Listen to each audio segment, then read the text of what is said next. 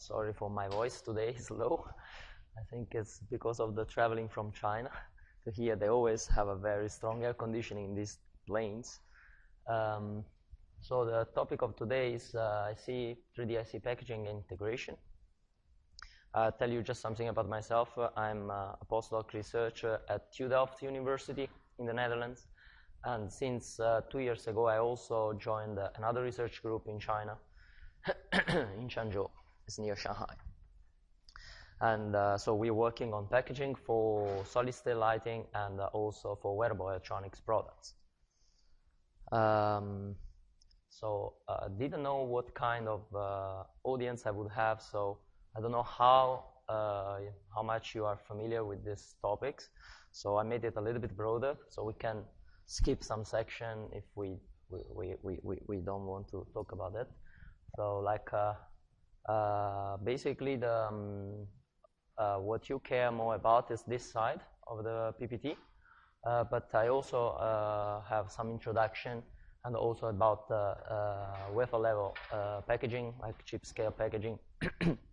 So if you want, we can interact, and if you think it's too much, we can skip something. Okay, so I'll start with the introduction. This tells a little bit how is the market and what's the value of the industry, the packaging industry. You can see it's about 20% of the whole IC industry in a value, but the growth rate is actually it's actually higher, and it's expected to continue to grow until 2017. And this is a good news for all of us that actually work in this field. I think everybody is familiar here with what is a PCB. Everybody knows that it's used to connect components. It's an interconnection layer between components in the circuit. Here I wanted, because I don't know how many of you actually has had hands-on experience on designing a PCB and make a system. So going through all the steps like the PCB design, fabrication, SMD process.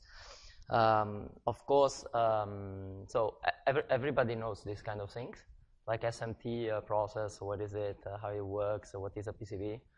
Raise your hand if you already know everything about these topics, and then I will skip it. Okay, then I will not skip it. So the PCB design, if you want to design your PCB, you will be helped by some tools, some automated software, and of course you start from the circuit that the hardware engineer will give you the circuit design. You can basically draw that back in your layout editor for the PCB. And then you need to also give the design rules to your software. The design rules for your PCB, you have to get it from the PCB manufacturer, because it will depend on which kind of process you want to use. So PCB can be like, can differ for the layers, number of layers, the diameter of the vias, line width, line pitch. So you get it everything there in your library, and then you can start the routing. However, you didn't finish yet. The routing, it won't go very well if you don't define also the library of your packages, because you might have the circuit, but every chip in your circuit might you might choose a different package for each chip, because each chip comes with different packages, right? Even a resistor, you can choose to get a 0402 package or 0201. And of course, how can you decide which packages to use? You will do it together with the hardware, the circuit designer, because of course choosing the right package is not only a matter of size, but also like it goes with the power dissipation that the package can handle for that chip and so on. So once you fix your library for the package, then you can tape out, you can send the design to the PCB house manufacturer, and they will fabricate it. And then after that, they will start the SMT process. The SMT process is, to say it very simple, is just the soldering of the components on your PCB. But actually it's not as simple, because it's the process actually has many steps. And here it's just, you can get an overview of all the steps required perform the SMT soldering of your components on the PCB. Here you see the like one reflow oven. Basically, the PCB then also will slide inside the reflow oven, and this will make sure that the temperature profile during the reflow is right. Okay, so we said something about the PCB, and the PCB is interconnecting actually the components on your circuit, right? So it's the level, I believe level 2, interconnection level 2 for the IC, but then we also have the level 1, which is actually interconnecting the chip to the package. There's many different ways you can do that. So everybody knows wire bonding, flip chip, tape automated bonding, and the package also differ for the kind of substrate they have. So it can be lead frame based or interposer based. For the here, okay, I give you a fast overview of how does it look the process for the lead frame packaging.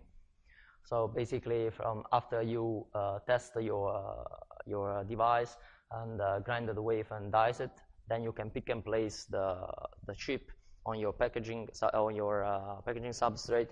Then you can perform the wire bonding, then mold the chip, and do the solder plate, mark the mark the chip, the package, and then trim and form, and then you're done. The wire bonding is the oldest method of interconnecting the chip to the package, and basically everybody like it because it's not only because it's cheap, but because it's there for very long time. It's been there for a very long time, so we know everything about it. We know how it works, and so people still prefer it for until IOs that say that are less than 200. So they prefer it to flip chip. Of course, we know it can use gold or aluminum wires, and that they are just to basically wire between the chip pads and the package. And also, I mean, let's see, what are the features of this is that the density, of course, I mean, is a little bit, you are a little bit limited because, you know, in order to perform the wire bonding, the bonding tool should actually fit between the pads. So if the pads are too close, you cannot perform it. And there is such enough space only around the periphery of the chip, usually. So that's why usually a wire bonded chip will look like this, with all the wires just on the side wall.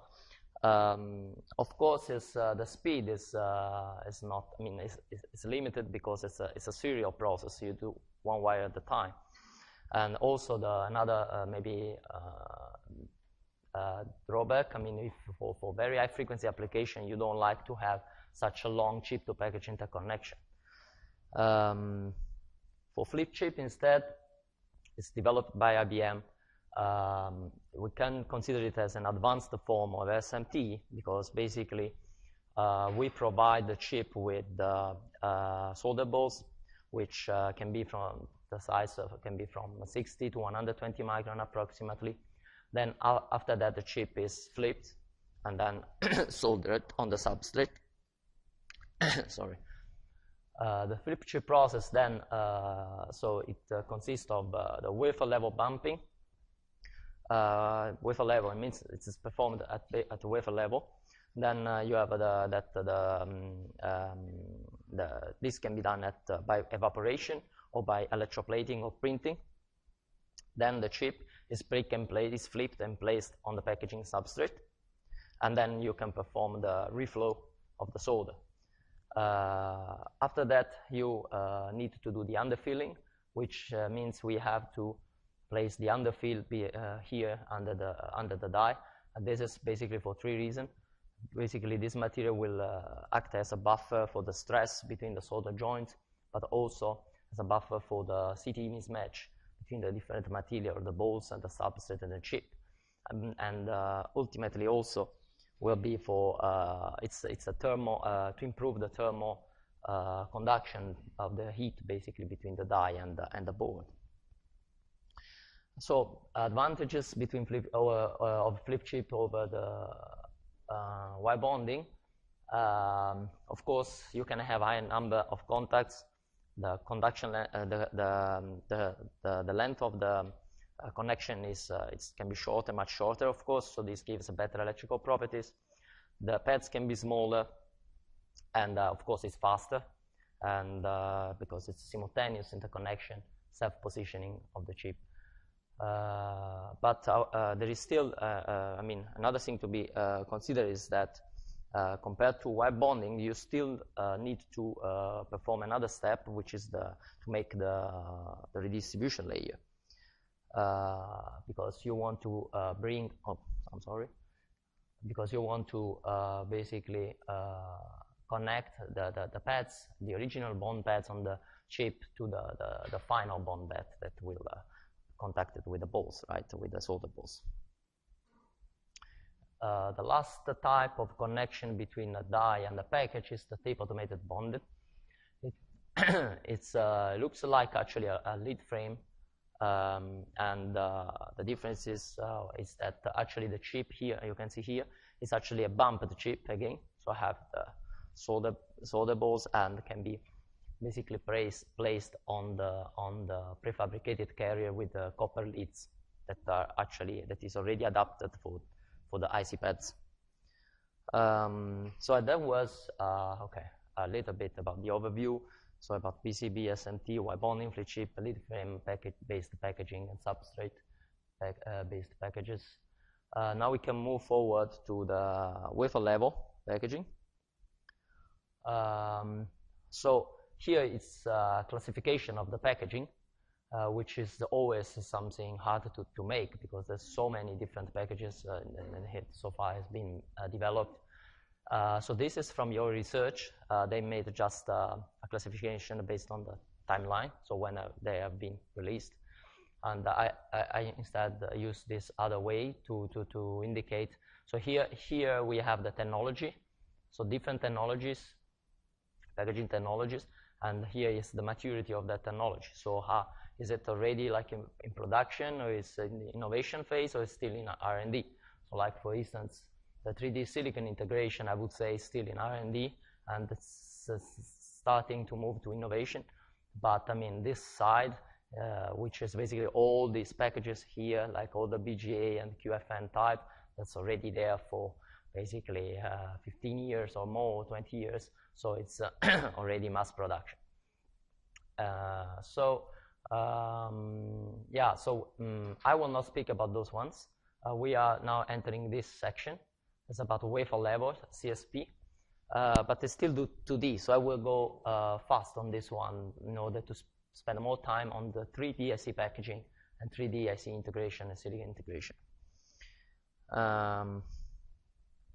The CSP package is chip scale package. So it means basically the package that has the same size or almost the same size of the die inside the package.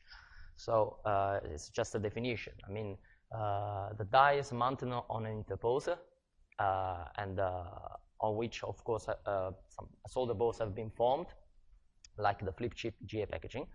And in order to be called a chip scale package, a package should meet those requirements.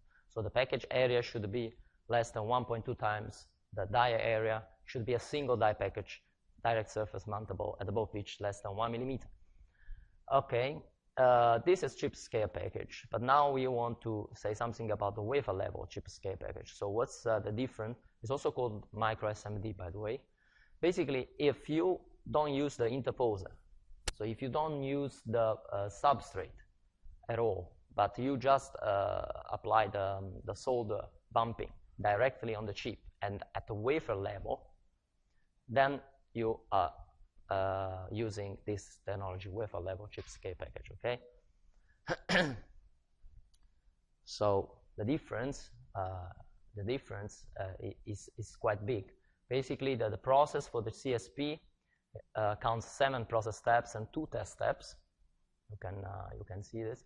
And for the wafer level CSP, it's only 5 process steps and 1 test step. And all these are done at the wafer level. So the wafer fabrication you do at wafer level, you do the solder bumping, and then the backside coating of the chip, and then you can mark it like the normal packages, and then you can do the final test and the sew and the tape and reel.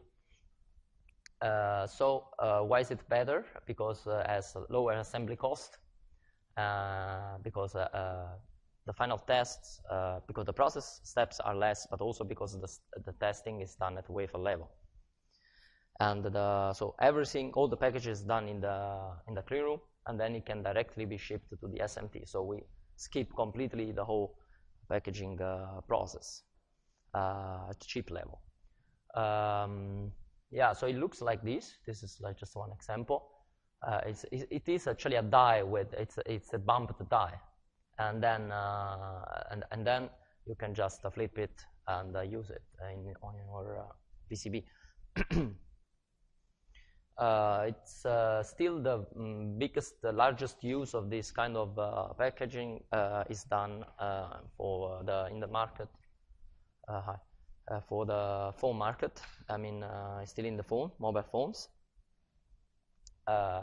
and can be used for power management, sensors, and MCUs typically, and of course wearable electronics, as as a new market, a growing market, will be using this kind of packaging more and more as well. Then there are 3 different extensions, let's say further development from this wafer level chip scale packaging that we described. One is the fan out, another one is embedded wafer level package, and then you have the multi-die packages.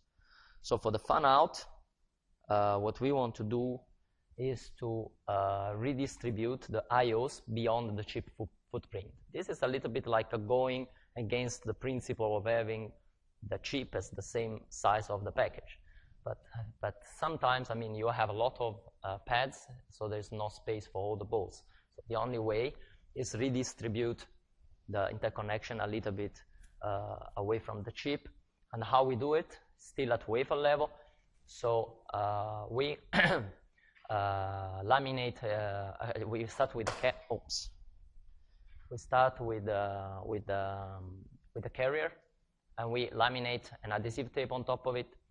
Then we test on our wafer which one are the good dies that we want to package, and then we pick and place them on this carrier. That means we are reconfiguring. We are making a new substrate which only contain good dies, no good dies, right? And this is called a reconfigured wafer with good dies. And then we can do compression molding, debond from the carrier, and then we are going back to the clean room and doing the metallization for the redistribution layer, and then we can also do the bumping. So these steps are again done in the clean room. So we take this molded wafer back into the clean room and post-process it. Another kind of technology that won't aim at doing the same thing, so aiming at doing this fan out, so is bringing the IOs a little bit further than the die area, is called embedded wafer level packaging, and it's cheaper because it doesn't need a clean room to do that. So basically, here we use only a regular PCB manufacturing facility. What we do, we start from organic PCB panel, which is here, and then we again, after we have sorted out what are the good dies, we can place them on that board, and then we proceed with the normal PCB fabrication steps. So it's lamination, and then we embed this chip inside the PCB. So this chip will look like this at the end after the whole process, and so we can compare it to the previous technology that I said is fan out. So basically they achieve the same thing, but this is simpler and cheaper because it's less step and can be done it's cheaper because it can be done in the PCB manufacturing facility. Of course, why this is, in what this is better than this is the pitch can be smaller. of course, but for many applications, it's not needed. Then, okay, we go to this multi-die packages. Multi-die packages, it's a natural extension of the concepts we already discussed about, basically. So we discussed about this wafer level CSP, I just explained you. And then this one is the fan-out, I also explained you before. By the way, this is the roadmap of StatChip Pack, so you can get this from their website. You can see here is what we call the multi-die package. So it's just putting two non-good die in the same package. And the process is exactly the same as I explained it before. And why I showed you the whole roadmap here is because if you if you look carefully, those two blocks are the building blocks of the 2.5D and 3D IC packaging of the company, of the StatChip Pack, and the same also for other packaging companies. So you see here, for instance, this one is the multi-die, and this also here, and this one is actually the one on the top. It resembles the wafer level chips package. Yeah. So so we discussed about this one. Now we move forward to the 3D IC packaging. So going from 2D to 3D. So why we want to do that? Basically, it's that believe me, that the packaging people, the one that work for packaging, don't want to do that. The point is that that from the application side, from the market, from the trend of the new products, everything becomes portable and wearable, becomes smaller. So the form factor matters a lot, and we want to put more and more functionality in a device, but we want to still keep it going and becoming smaller and smaller. So we have the only way to do that, and is moving to higher level of integration. At the same time, so besides the form factor and having a lot of functionality in a smaller space, besides these, the new devices that we are going to buy are always more and more powerful. The speed increases, so also the interconnection need to be made shorter. So that's also why, instead of having two chips side by side interconnected, it's better to put it one on top of each other. Then the interconnection length shrinks. There's this 3D IC packaging, I will divide it in two main categories. One is die stacking, which means just stacking dies and mainly using wire bonding. And another one is PEOP, that means package on package.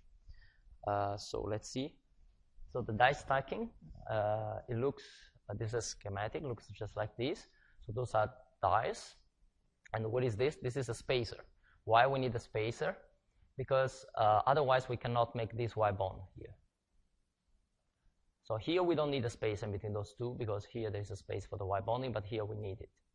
So you can see how it looks like in the real picture. This is a spacer here. So basically this die stacking can achieve a very high I/O count.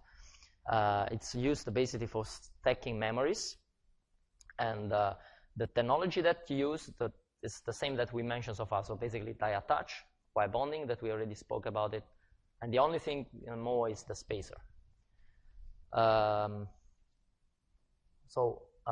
For instance, so memory stacking, we were saying, so far basically have been possible to reliably stack up to 16 active devices, and actually some companies also demonstrated in their innovation and R&D that they can stack 24 and more dies one on top of each other, and still using always wire bonding. You see, they still like wire bonding a lot. Then, because you know, if you do it like this and it still works, then why to change, you know? So, by the way, this technology, die stacking, is also employed in QFN, QFP, that are conventional kind of, let's say, packages. But in that case, I mean, we don't consider it as 3D packaging, because the I/O count is very low. and the number of dies is usually also like 2, 3. So we see some example here. This is like the NAND flash used in iPhone 4S. It's a Samsung, by the way, and you can see it's a 8 die stack. The package, the whole package, including the substrate, is almost 1 millimeter thick, and each die actually is very thin. You see, it's only 55 to 70 microns. So those wafers have been grinded up to reach this thickness. And here we have also an example from Toshiba. It's just a 16 die stack still for NAND flash. So that was about the die stacking. Now we'll go to the PEOP, package on package. So still in the 3D IC packaging category. The PEOP. So why we had to, why they have done this? Basically, this is one package, and this is another one. They just put it one on top of each other. Why they do this? Because the die stacking technology that we have just seen have some problems. Basically, the no good die is it's an issue, because when you stack the dies, if you have one die that doesn't work, the whole stack won't work. So you have to test all the dies before you do the stacking, which this increase a lot the cost, of course. But with the packages, you can basically fully test the memory and logic packages. So this is one advantages. Another one is that you can actually use chips coming from different companies, because if you want to do that with the die stacking, that's not possible, because if you contact a company, ask them, can you send me your bare dies, and I just want to play with it and stack them and do another package. They will not do it unless you sign contract and go on with the co-development. So this is more, you have more freedom here, because you can buy packages from different companies. They will sell you different packages. You only have to, you can stack them. So basically provides flexibility in mixing and matching the IC technologies, right? So this is some example again. It's from Amcor. What I want to see here is the die thickness. It's a little bit thicker than for die stacking. And the application is still basically for memories, but not only. I can show you some later some example. So you see this from StatChip Pack. Those are the kind of possibility they can use as a top package. These are the one that they can use as a bottom package. So you see on the top they can either use stacked dies, or they can with wire bonding, but on the bottom usually it's always one die. So I said about the example. So if you take the iPhone 5S, you tear it apart. Inside there is the A7. It's the processor. So if you look at the cross section, it looks like this. So you have the processor here. It's a PEOP. It's a PEOP because you have a processor here, and on top of it you have stacked RAM, the memory. And here you can see the cross section. So this one is the RAM stack, and this one is the A7 processor, and this is the package substrate. This package substrate for the processor. And you see here that it's a 0402 passive. It's embedded inside the PCB. So this process is the same as before we spoke about EWLP, where basically we can laminate chips and on top of chips, and then we can embed them in the PCB. But we can also embed passives, and that's what they have done for the A7 processor. And the funny thing is that the iPad Air, they claim they want it really to make the thinnest tablet ever. So they had to drop this because this is very thick. This is like 2.5 millimeter. So they abandon this because they have a lot of space. So they put it side by side, the processor and the memory and the gain. So that's how they achieved the thinnest. Basically, they went back in the development instead. So yeah, so that was the POP. Now, yeah, actually, it was very difficult to position this one in this category because for MEMS sensors, also for CMOS image sensors, for LEDs, a lot of knowledge, let's say a lot of packaging methods from the wafer level chip scale package technology have been borrowed in order to package those devices. So this is a little bit strange because it looks a little bit like a wafer level CSP, but sometimes it's 3D. You have stacking also, you have bonding, you have TSVs. So yeah, so I position it here. MEMS packaging also it's different than IC packaging because the sensors, for instance, the MEMS, you need to accommodate some functionality that are specific of every sensor, right? So for the IC, you just need to protect it from the environment and provide the electrical connection. But for sensors, I mean, if you have a resonator, you need to have a vacuum. Otherwise, you cannot just mold a cantilever. It won't move anymore. So we don't only have to protect the MEMS structure, but we also have to control the ambient most of the time. So how to do this? Yeah, there's basically two trends. This is more, I would say, still in research phase. This is now, instead, you find a lot of products that already use this method. So it's using wafer bonding. So by wafer bonding, you can use another wafer that have a KOH cavity, and you can use that cavity to cap your sensor. This example from Bosch gyroscope is, you see, it's kept inside a cavity. And here, instead, is not using wafer bonding, but using thin film encapsulation. So you have your resonator here, for instance. Then by using surface micromachining, you can deposit a sacrificial layer on top of it, and then a cupping layer on top of it. Then you etch through holes in the cupping layer to the sacrificial layer etching, and then you add the sealing layer on top. That's how they make these cavities.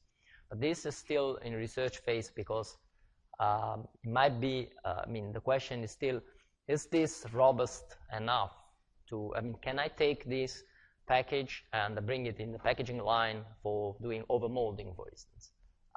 So it's still under discussion, I think. But this is robust. It's very robust. Also, the vacuum quality here is proven already.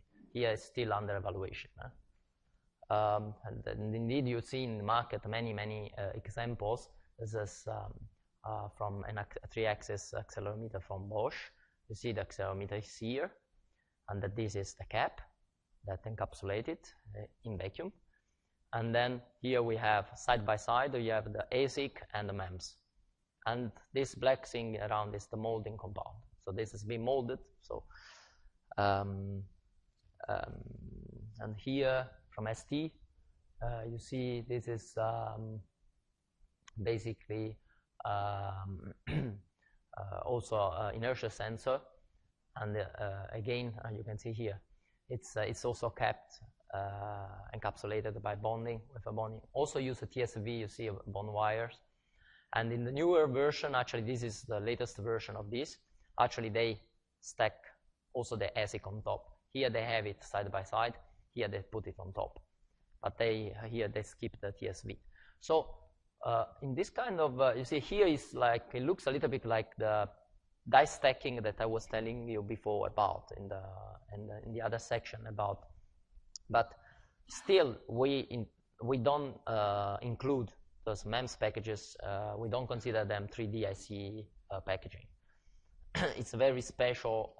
It's for specific applications. I mean, another example is the CMOS image sensor.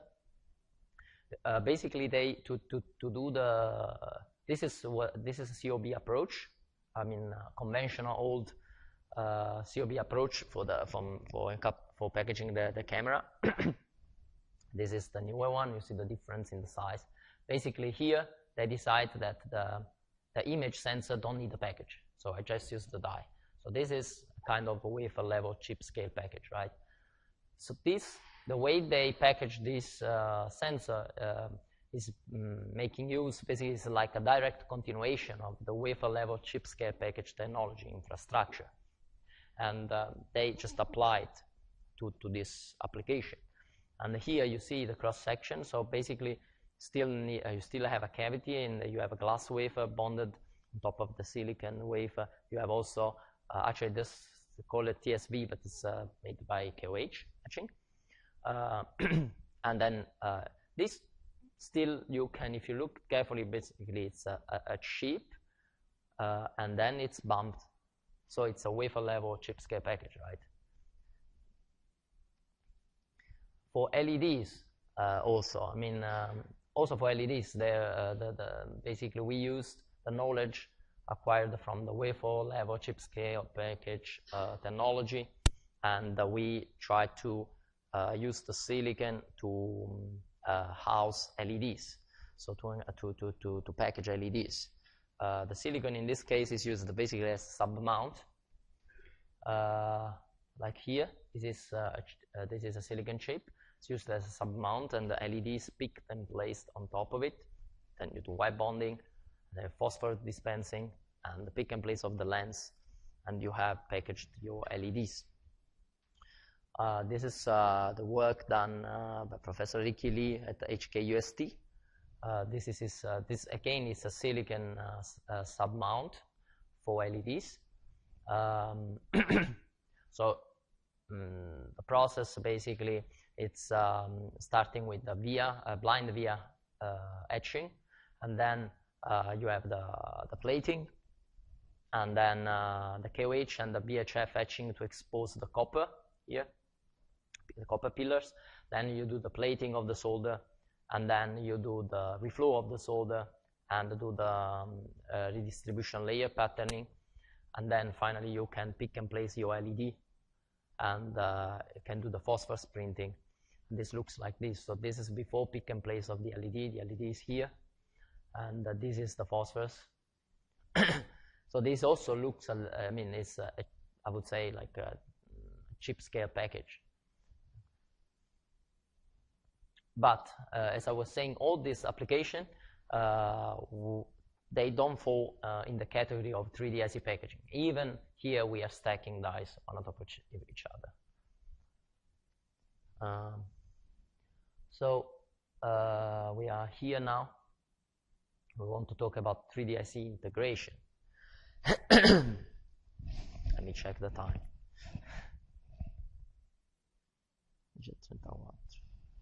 Okay.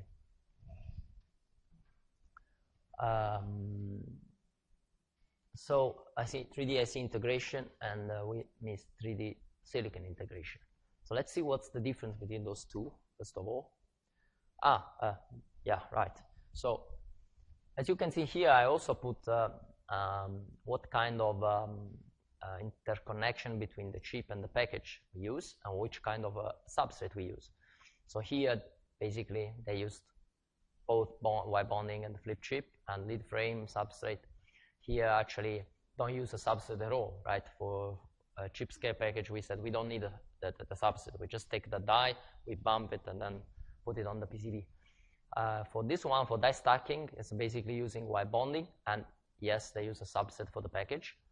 For PEOP, they use a substrate, and they also use true mold vias. And for the MEMS, we saw that sometimes we can use TSVs. For the 3D IC integration, 3D silicon integration, I would say that the real enabling technology that make it possible is actually the TSV. I mean, you really need to make the TSVs, and it's as I'm saying, it's the most important technology for both IC and silicon integration, and it allows you to achieve the smallest pitch and bed size for interconnects when compared to others. This, of course, also the shortest chip-to-chip interconnection that gives this kind of benefit. And however, I would say that when 30 years ago, I mean, there were like two different opinions about how two school of thought, I would say. Yeah. So one is the 3D IC integration, and one is the 3D silicon integration. So what's the difference? Let's have a look at this sketch. So those are two chips, and those are TSVs, and this is solder microbumps. So when we do 3D stacking of chips, even they have the TSV, but we stack them at chip level, so it's chip to chip, and we use a solder microbump, then it's called the 3D IC integration. It's not 3D silicon integration. For 3D silicon integration, you need to perform the stacking at the wafer level. So it's wafer to wafer, and also you don't use the solder microbump. You do bonding. It can be copper to copper bonding or fusion oxide to oxide bonding. So of course, at that time, 30 years ago, everybody liked this more. I personally still like this, but yeah, I mean, this is easier. It turned out to be much easier to do. Why everybody liked the silicon integration more? Because it's a parallel process, right? If you can do the bonding at a wafer level, then your throughput is much higher. Also, when you don't need the solder microbumps, then you can have better electrical performance. Everything becomes thinner, the weight is less, and the pitch can be lower. So let's say there's a lot of advantages, but still, I mean, solving issues for the bonding, wafer to wafer bonding, has not been an easy task so far, because yeah, so I would say there is three main, at least for 3D silicon integration, there is three main roads that you can take for doing the wafer to wafer bonding. So copper to copper compression bonding, hybrid copper and adhesive bonding, and oxide fusion bonding, oxide to oxide. Of course, there's other ways to do it, but why I only mentioned those three is because you see, those two are more for chip level applicability. These three instead are a good choice for doing it at wafer level. And we have some example, but before that, let me yeah, illustrate a little bit more what we are talking about. So this is the copper-copper compression bonding. Basically, the copper is bonding will give the bonding strength. And by the way, you can also use the copper to provide the electrical connection. Here instead, the bonding force is mainly achieved by the adhesive, and the copper is there just for electrical connection. So here instead is both. The copper is both used for the electrical connection, but also for the mechanical bonding. And here, that's oxide to oxide.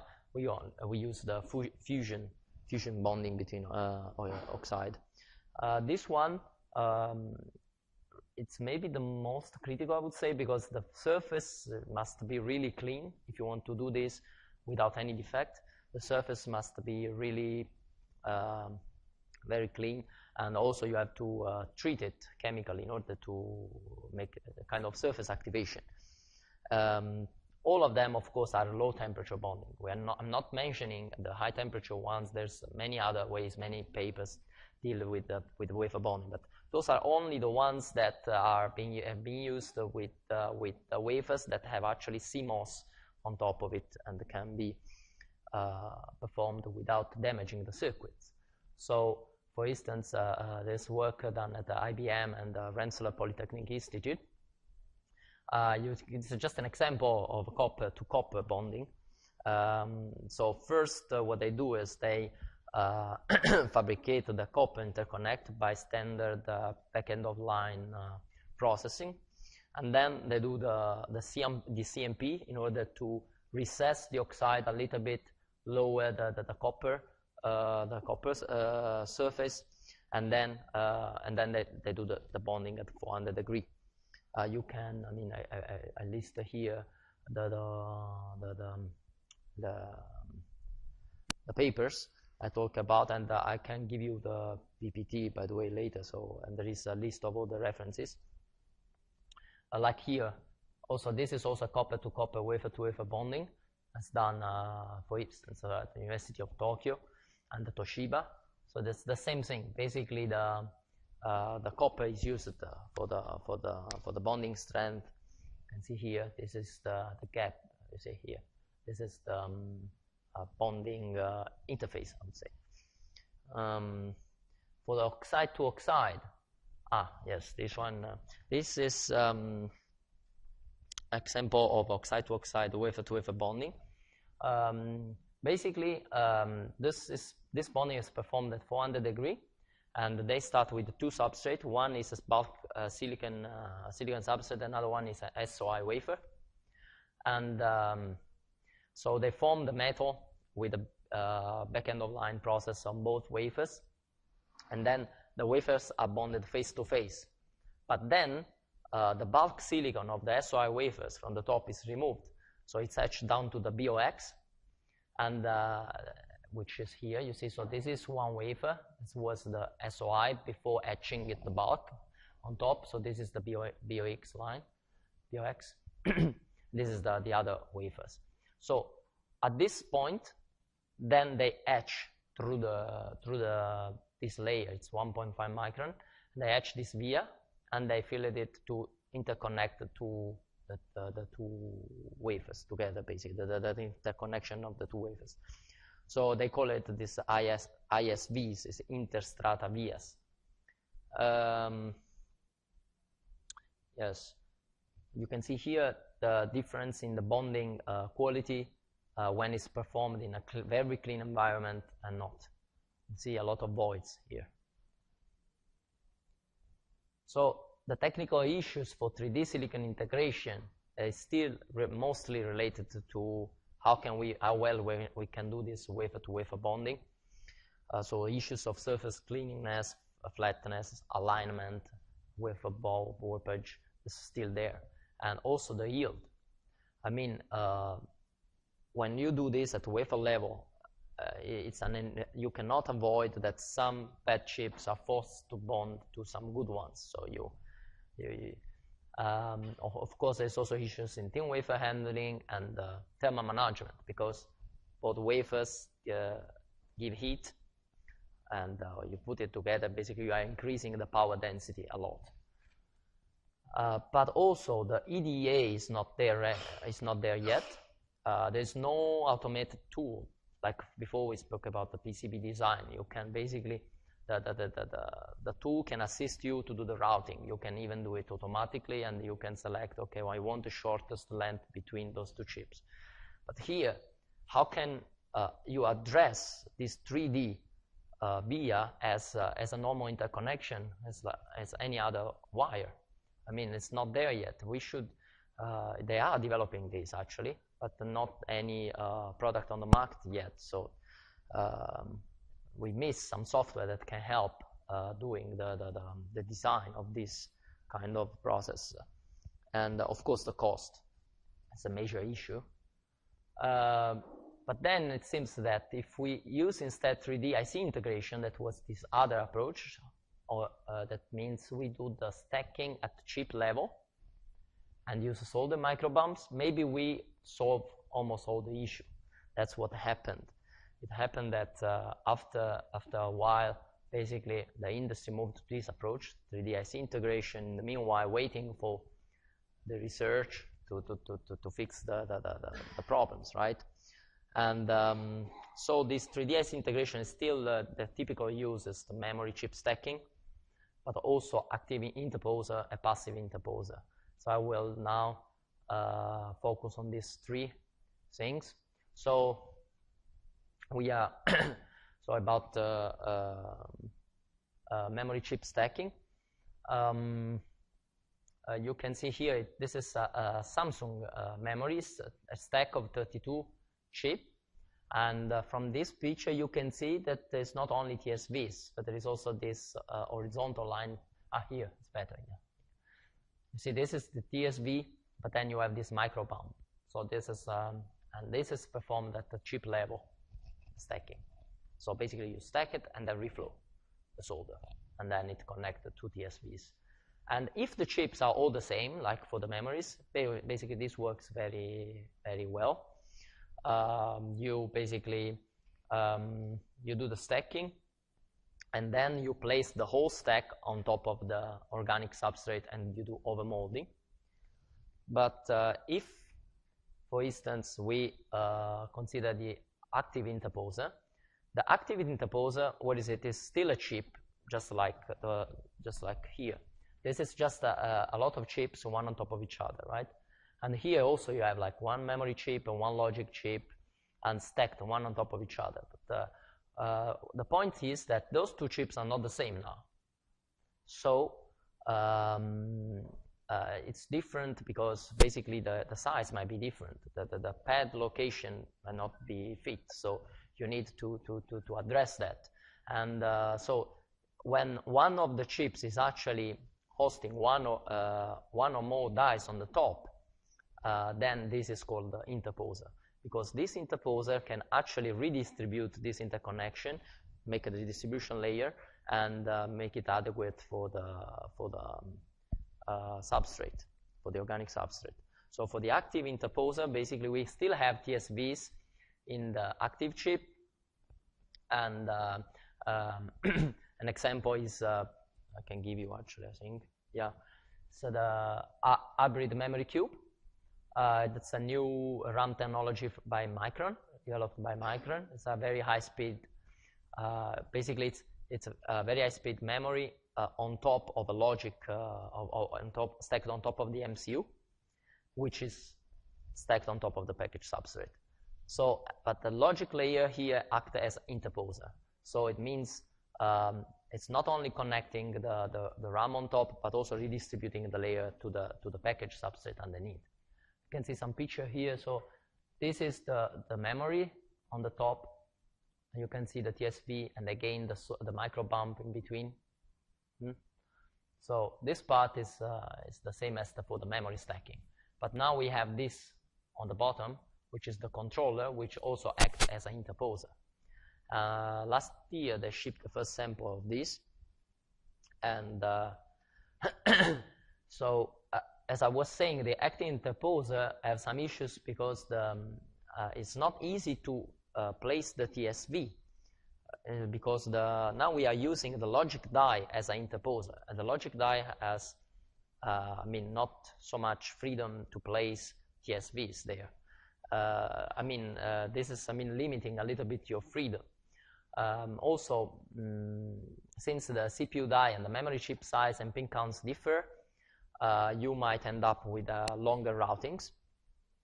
Also, if you are using your logic die as an interposer, it means that your TCV process must be extremely good. The yield should be extremely high, because the yield for logic die is very, very high, like 99.9. So if you, by adding the TSV process on top of the CMOS process, you make that yield going down, that you are losing money. So the requirement for the TSV manufacturing yield is very high in this for the active interposer. So all these things actually increase the cost, and also the cost increase because your logic die now have to go through further steps. So after you made that CMOS, then you also have to do the TSV, then to do the front and back side metallization, the bonding, the tinning. So this will increase the cost of your die. And again, the thermal management also, of course, is an issue. So the passive interposer might be a solution. So you don't use the logic die to make the interposer function, but you just use a silicon wafer, which doesn't have active device, and you use it as interposer. So your there's two possible configurations, like this one. So let's say this might be your memory, and this might be your logic die. They are side by side. And this one is the silicon interposer, which is actually doing the redistribution of the interconnection to the package substrate. This is also possible, so you have chips on the top and on the bottom side of the interposer, and this is called actually 3D IC integration, and this is 2.5D IC integration, because you are not using the other side. So compared to the active interposer, then the passive interposer solves the issues we mentioned before in a cost-effective way, because the chip basically here don't have the TSV, and placed on top of an interposer. Also, there is no TSV in the active chips. Also, you can use underfill. So that's better for the thermal point of view, also for the stress. Okay. Applications that use these technologies, the high bandwidth memory, for instance, developed by Hynix and AMD. So you see, this is the configuration. So here we have a stack of memories. This is so memory stack. This is the logic die, and this is a silicon interposer that connect them. And then also, besides connecting, also redistribute the interconnection to connect it to the organic package substrate. Then you mold everything. And with this become one package. Other example of a passive interposer is the FPGA. Basically, this so this process is called CoWoS. It's chip on interposer wafer on package substrate, CoWoS, from Altera and TSMC, and it's in small production for Xilinx since last year. So again, you see this is the interposer, silicon interposer, and on top of it you have 4 FPGA dies. And interposer have this interposer, for instance, has got something like 200,000 copper microbumps. That's this small here, this one. And the pitch is like 45 micron. And I have some picture to show this. So this is a die. This is one die, and here there was another one. So there are 4 dies. And then you have the silicon interposer is here, which is here enlarged. These are the micro bumps. And then this interposer, what is doing basically is distributing all these interconnections. You see how many they are, spreading them and on the packaging substrate underneath. So you can see here, this is a sketch of the whole process flow to develop this kind of package. So basically, you start from the silicon substrate. Of course, you passivate it, and you start the process for the TSV, the blind via, which is here. Then you do the underbump metallization, and then the RDL, redistribution layer. Then you use a carrier wafer, and you do temporary bonding to a carrier wafer. And then, why is that? Because you have to backgrind this wafer and reach the TSV, and you finish with recess this silicon so to make the copper come out. It's called the revealing, copper revealing this. And then you do again underbump metallization, the solder bumping, and you bond it to another carrier. And in the meanwhile, you have your wafers with your chips that you want to put on top of the interposer. So they also need to be bumped. You also have to form bumping on those wafers. So at wafer level, you can do that. Then you dice that wafer. You take those chips and you pick up them and place them on your interposer. Okay, and then you dice it and finish the packaging process normally with the mold over molding. I mean, what I just said is also written here, so you can have this PPT. And, yeah, so again, I mean, this is the same things I said, but more in detail. So like how do they make the via for this interposer? So here many steps are skipped, but here is in detail.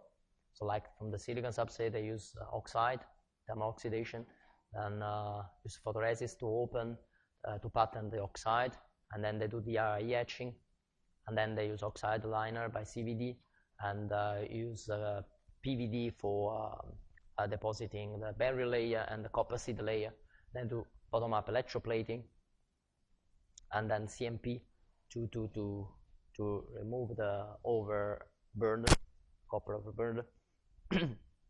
Then, before accessing the via from the backside, we still have to make the distribution layer here on the top, because this is just a via, but it's not connected to anything.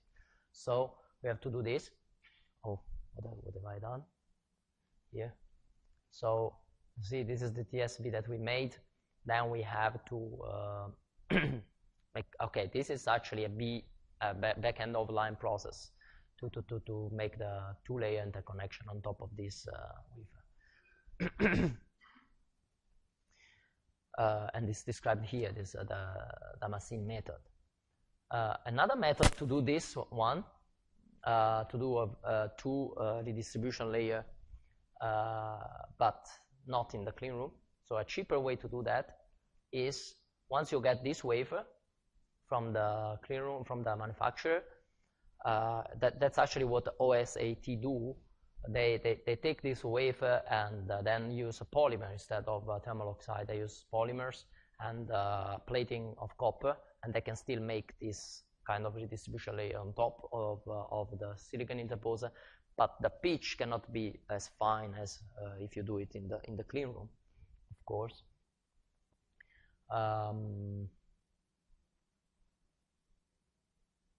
Yes, that's what I just said. So we discussed about passive interposers, but we always said that the passive interposer is made by silicon and have a copper vias.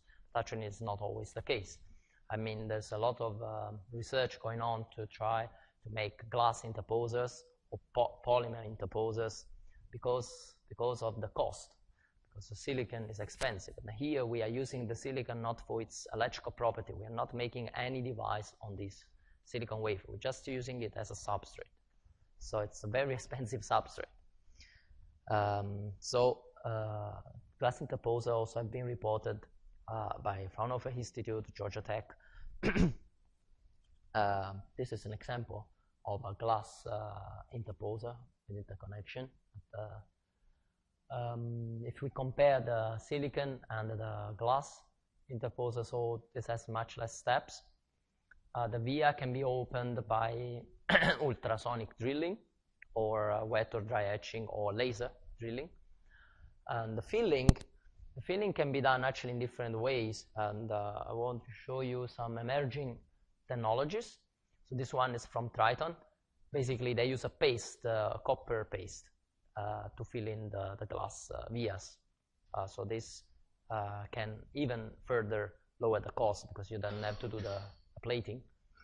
And another approach, I mean, I found it in literature from last year, actually not only one paper, many, but this is just one of them, basically to use a silicon as a mold for, then you put the glass, align a glass sheet on top of it, then reflow the glass, and then basically demold the glass and polish it, then you expose the holes. So again, you get your glass interposer. You can fill it with the paste, the copper paste, for instance. So interposer can be silicon, can be glass, can be organic, so polymer based. And of course, the cost, I mean, this is the lowest, and this is the highest. The line width now with the glass interposer almost the same. And I want to show you this one. It's really interesting to me. because this is one of the latest developments on packaging substrate. Basically, it looks like similar to a PCB, right? This is from Shinko.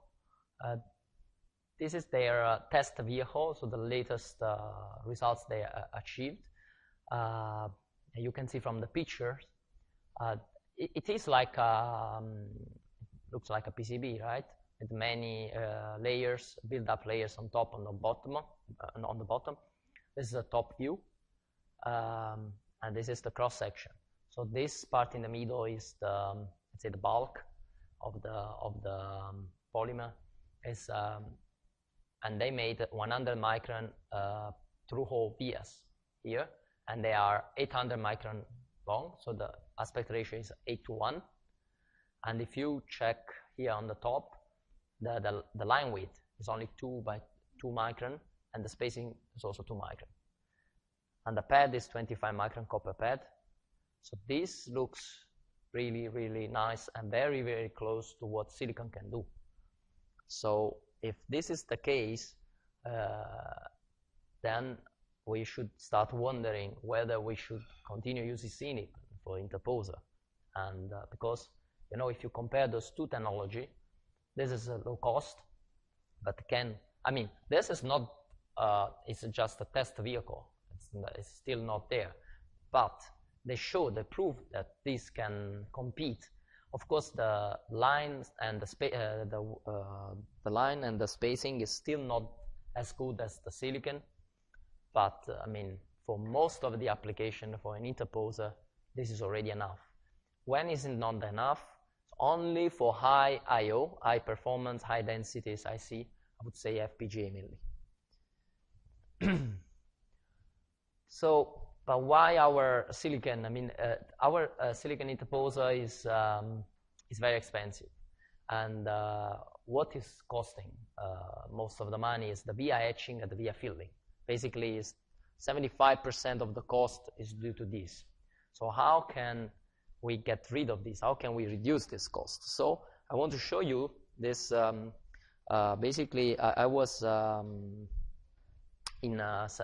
to a seminar last year, and Liang Xishen from NVIDIA gave a talk, and he showed us this very nice patent he found, and he said, okay, what if, because what we said is that most of the cost is with the via, so etching holes and filling holes. So he said, what if we change completely the approach? We take a lot of wires and find a way to align them, then we mold them, and then we cut slice by slice. Then, now you get the same thing. You get a wafers with true via, with the metal, but you get rid of doing it one by one, right? It's a parallel process now. How to do that in the patent? Of course, this is just a patent, so you can have the idea. You don't need to prove it. But they already show that maybe different ways to align those wires, and then you can mold them. You see, this is like a container. You can put it inside. You mold it, some isolating material around it, and then cut it, slice it, at panel by panel. There's more pictures. Actually, there's another approach. You think I have one wire around, unrolled here. Then I unroll it around a bigger one. Then basically I have 1, 2, 3, 4 sheets with aligned wires, which again I can cut and get the wafer slices. Another variation from the main idea is that what if we can align already isolated wires? Then we don't even need to mold them. That's this one. Or another way to really think out of the box. Maybe we don't even need to align wires. We already have like the PCB technology, for instance. Something by using lamination, we can laminate wires this way, and then we build up layer by layer, one on top of each other, and then we cut in this way. So I think this is really a nice example of how maybe we should try to find a way to, instead of struggling and try to find a solution to the same problem, but try to think a little bit out of the box and find different solutions. And so Yanxi Shen made even himself a cost estimate for this. So like, okay, he said, let's take 60K for 100 micron wire pitch, and calculated the cost for the patterning, the molding with glass, slicing, polishing. It gives this, and divided by 2,000 wafers, let's say, it's $40 per wafer, which is like a tenth of what the conventional technology actually can offer. It would be amazing if this could be made. And there is, he told us that there is people that's trying to do that, but it's very difficult now to align precisely those wires, and at that require the pitch. But yeah, nobody has also thought about this before, so okay. So I think we'll end my talk, and so thank you for your attention, and I will be pleased to answer your questions. I don't know what time is it.